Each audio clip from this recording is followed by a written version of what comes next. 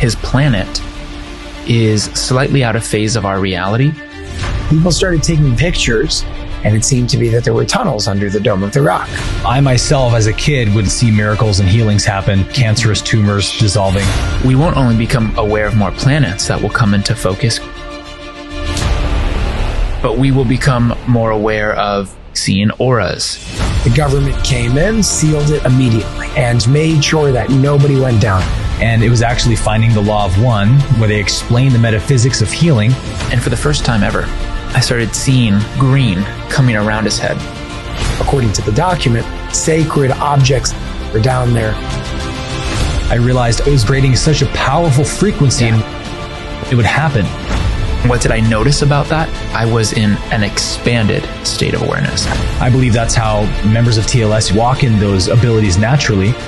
As you can see, the proof is here. Are you going to choose to see it?